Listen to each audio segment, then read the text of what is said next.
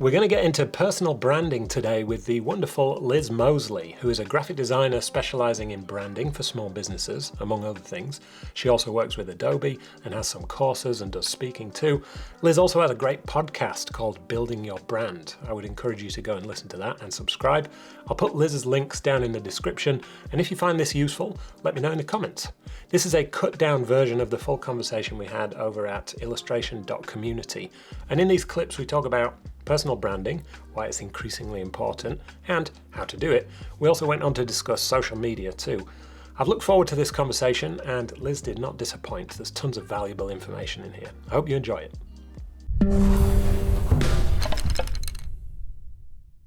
Could you tell us what a personal brand is and why it's important? Oh, great question. Well, I think realistically, a lot of us as creative service providers have a personal brand. I mean, a personal brand is basically just how you present yourself to the world. If you have like multiple members of staff, then it would make sense for you to have a business brand, but you might decide that you want to build a personal brand as well. So I think what you'll tend to see is either people just have a personal brand. So like someone like me, who I'm a service provider. If you work with my business, you work with me. So it makes sense for me to have a personal brand of people to be able to get to know me. If you work as part of another company, it makes sense that there is a brand that isn't based around one person's personality, but then you can have a personal brand on the side. I mean, the summary, that was a very non-eloquent way of saying a personal brand is basically a brand that's built around one particular person's personality. That's how I would describe it. Yeah. So you would maybe encourage people to show more of their personality. I think so. I definitely think it's worthwhile doing that if people are working directly with you, if that is the sort of service that you offer. I think, people, I think this is the same in illustration as it is with design, that your like skills and abilities are really important. But I think a big thing that's really important is how you are to work with and whether people can feel comfortable or confident working with you. And so I think we need to invest as much time in sort of giving them that information as, the portfolio and them actually seeing examples of the work. So yeah, I think it is really helpful to show your personality. And I think one of the things that puts people off thinking of personal brands is the idea that you have to share loads about yourself. And I think actually you can get across your personality in a very sort of controlled and strategic way that doesn't have to be you sharing what you had for lunch or anything that you don't feel comfortable with. I think you can be sort of quite clever with how you get that personality across. And again, like different people feel comfortable with different ways of doing that, and I think that's okay as well. Like I've got friends who have got really strong personal brands who don't do any video. Now, everyone would tell you now that video is the way that you should be marketing yourself. But actually, she's really into copywriting and she does a great job of getting her personality across, like through her words. So I think you can find different ways to do it that feel comfortable to you. Building a personal brand is effectively reputation building. So it's building a strong reputation, and helping people to find you. For me, I think when I was starting out in my business, the word brand never felt that relatable. Like I always thought of brand as like big corporate companies, like Coca-Cola or Nike. And so I think I just didn't feel any kind of affinity with the word. But I think when I got over that and actually accepted that what I was building was a brand, a personal brand, but it was a brand, that kind of mindset shift really helped me in how I thought about my business and how sort of seriously I took it. And I guess helped me to be a bit more strategic about the decisions I made around how I presented myself. Yeah. I Personal branding is kind of a hot topic right now, isn't it? Mm, And I think particularly for illustrators, and I imagine this extends elsewhere too. Um, Now AI is around and is only growing bigger and better. It feels like the clients who do want to work with humans are going to want to see more of that humanness coming across. mm.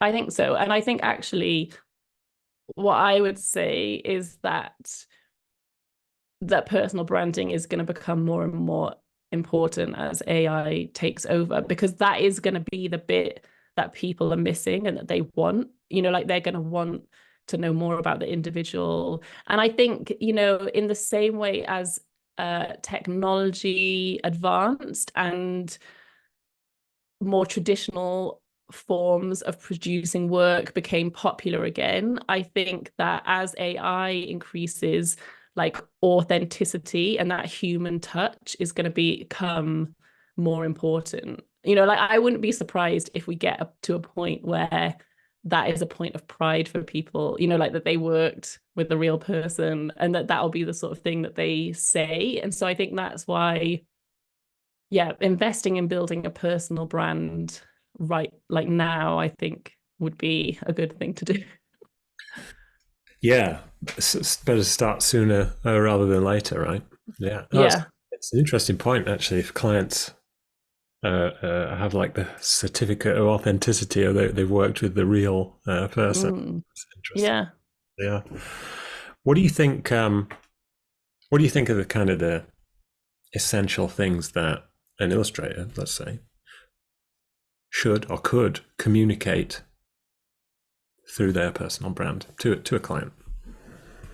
I think one of the key things that people love to see is the behind the scenes. So, like the process and how people work, especially with illustration, where a lot of people will see the finished product and will be like, that looks amazing, but I just don't know, I couldn't do that and I don't know how they did it. And so I think people really enjoy seeing that process. I think again, like off the back of the AI chat, like showing that creative process is going to be more important than ever, because that is something that a machine like is not going to be able to do in the same way. Like how did you connect the dots to get your idea to this place? Like how did like AI can't come up with conceptual stuff at the moment. So it's like, I think things like that yeah, I guess like you said, get across that humanness, like that uniqueness. I think illustrators in particular have such an opportunity to get personality across, like through your illustrations as well, like just the different styles that I mean, a lot of my friends who are illustrators like use humor in a really amazing way in their work or in how they present themselves online. I think there's sort of lots of opportunities to be playful, to experiment. And I think all of those sort of behind the scene things are the bits that people really love to see. And it doesn't have to be complicated at all. It can be as simple as setting up a tripod and doing a little time lapse of yourself every day, or just doing a little tour of where you work. Like people want to see where it happens and how it happens. And I think those are really great ways that people can connect with you and your brand. And it also makes them feel more invested, I think, in your brand. So, where does personal branding happen? Are we talking social media, website? No, I don't think so. Well, if you think of personal brand as your reputation, then I think it's anywhere where people can experience that. So I think social media marketing like is huge for designers and illustrators, especially like Instagram because it's so visual. But I think, it can be I think PR is a big part of building your personal brand. So it could be, an interview on someone's blog, being a guest on a podcast, all of those things where people can see you and get to know you better. All of those build up your personal brand. Um, like your website, how you write your own blog posts, you know, I think it all feeds into it. So basically anywhere that you show up publicly is building your personal brand. And I guess it's important to be consistent across all those places, right? Yes, I think so. But I think sometimes people confuse like consistency with like volume. So I don't I think people get freaked out by the word consistent, thinking it means I have to post on every social media platform every day. And I don't think it has to look like that. Like definitely I think it really helps, and I would say this as a branding designer, it helps visually if you could be as consistent as possible, mainly because we are very visual as human beings, and so that's what we usually notice first. It helps people to like recognize and trust your brand much quicker if they can see that consistent use of like branding. I think branding is a little bit trickier for illustrators because I think it's actually quite unique for illustrators. Um, and I actually did a talk on this for, I don't know if you come across the Good Ship illustration. Yeah. Yeah. So because the thing is that you don't want your branding to clash or distract from your work. Like your work has to be the sort of hero piece of your branding almost. So you need something that is gonna actually almost like step back a bit and give that the space it needs. And I think if you think of your work as part of your branding, how it looks, because your work is so visual, then I think that's really helpful. So I actually think that for illustrators, like your branding often needs to be not the primary thing that people notice. It needs to be like the supporting actor rather than the main actor. Whereas I think for other people who maybe are not in such a visual field, the branding needs to do a lot of the heavy lifting, and that it needs to really be the thing that draws people in. Whereas I think, yeah, for illustrators, it's slightly different. You seem like if I can use the phrase, an Instagram power user. Okay. Well, you got a great brand on Instagram, and you post lots of great content. But I guess I'm curious for me because I really struggle. I go backwards and forwards on Instagram. Do I like it? Don't I like it? Do I actually want to be on there at all? I don't know. What's your relationship like with social media? It's actually on the whole pretty good. I think, I mean, it's been very slow. So like my Instagram growth has been like snail pace. It took me, I think, over 10 years to get to 10K followers. So it definitely hasn't been anything sort of speedy. I mean, I keep seeing people who are like, I started my account a month ago and I'm now on like 50K followers, and I'm like, okay, great, good one. But I think ultimately the reason I find it easy to show up there is that I do enjoy creating content for it as a platform. Um, I think it probably helps that it's been slow growth, because I think often if you have very sudden growth, then there's this like massive pressure, or you feel like you have to like maintain this certain like level, like, or this certain quality, you know, like there's suddenly like, oh, there's all these people that I need to perform for, and I think that's quite overwhelming. Whereas because mine's been quite slow, I feel like I've just been able to experiment and try different things and show up how I've wanted to without that pressure. I mean, I say that not speaking from the experience of like suddenly growing a following, but you know, I've been following people who one day had 2,000 followers and then like a couple of weeks later had 200,000, and like it's quite interesting to sort of observe that from the outside. I'm definitely like a big believer in sort of sustainably growing businesses and brands, because I think that I would rather have a slow growing brand that's going to last a really long time than something that's going to blow up be crazy for a couple of years, but then I can't sustain it, or it doesn't have longevity. So I think that has helped me with Instagram. I think the thing that I would say is the reason I think I have a good relationship with it is that it has had a really positive impact on my career at like various points. And so there are certain things that I can, like, I know that just wouldn't have happened if I wasn't on social media.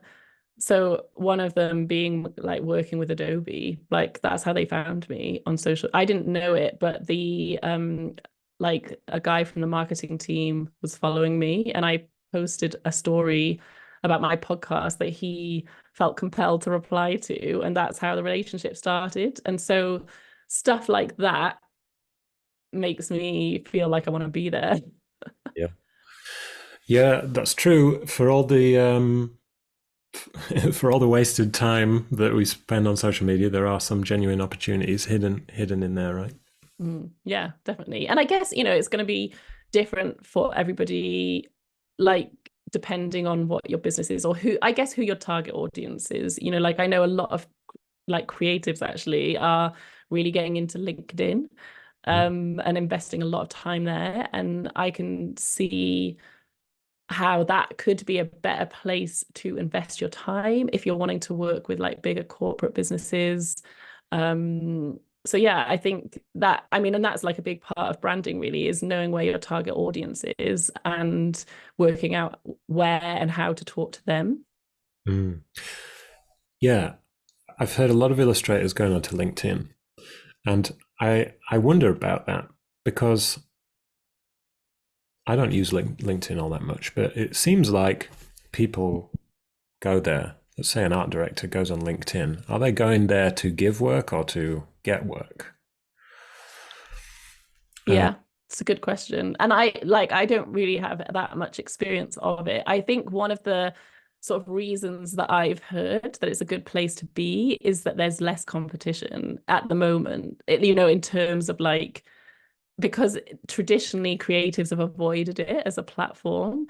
And also, it doesn't always have to be like someone's looking for work. I think sometimes it's about just, and I think this comes back to personal branding as well. It's like reminding people that you're there. And so, it might be that someone's on LinkedIn doing something completely different, but then they see something you've done and it just jogs their memory. Oh yeah, I've got that creative project that I need to find an illustrator for, and this has just popped up. Do you know what I mean? So it doesn't necessarily mean that they have to be going there for that specific task, but if they're the decision maker and your work is popping up in front of them, like, yeah, maybe it's worthwhile.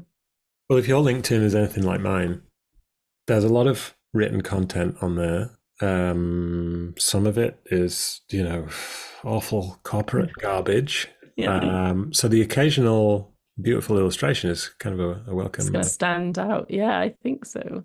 I think that's it. I think there's an opportunity to like cut through what the norm is on there, and I think that's yeah, makes it an interesting platform. It's one that I keep thinking this is interesting, but I haven't taken the time to really like invest a lot into it. Do you? You said you like to gamify your life. Are you working on any other challenges like So that? I did one at the end of last year, which they're not ever anything sort of super crazy, but like I did one that was to do a reel every day so I did that in November. And what was interesting about that is that I didn't see any benefits. So I had this like, kind of vague notion that maybe one of them would go viral and it would be great. And, I'd have this great story then, like I did this challenge and one of my reels went viral. Anyway, nothing happened. None of them went viral. But what I realized was that I sped up my learning process. So if I had been making one reel a week for 30 weeks, like I would have learned the same as I learned in that kind of like month of making 30 reels. And then interestingly, one of my reels did go viral in January. So I feel like there was like a delayed, like I kind of did the challenge and then there was kind of like a delayed impact. And then I was like, oh, okay, actually, it was funny because I did a reel at the end that actually did quite well, where I was a bit like, oh, I did this reel challenge and nothing happened. And everyone loved it because it was a bit sort of like mission negative and, a bit like, oh, Yeah. I did this and nothing happened, which I did intentionally because I thought it would be funny. But then actually it did happen, but just just delayed. And so what it made me realize was I just sort of sped up the process of learning about which reels I like making. I did a bunch of them that were pretty average and rubbish, but then I worked out, oh, actually this format doesn't really work for me. And so I think, I mean, I don't think I'm very good at gamifying things in my work. I'm not so good at gamifying things in my personal life. I Okay. feel like I'm not as good at being like consistent and doing these challenges. But like I mentioned, I'd love to do like a LinkedIn one. I just think those things where you have like an intense burst of something, almost just to see what happens, to see how you find it, it helps me work out what I enjoy doing. And I actually have noticed that I'm really enjoying creating video content a lot more since doing that challenge. And that has worked well for me. And I used it as an opportunity to get much better at using like Premiere Pro, Mm. learning lots of like different like tips on there. So using it as an opportunity to learn, where it's like feels a bit intense for that period of time, but you know that you could probably just about stay consistent with it because you're not having to do it forever. But then interestingly, like it did change my habits, and now I make way more videos than I did before because I guess I got quicker and find it easier now. Yeah, that makes sense.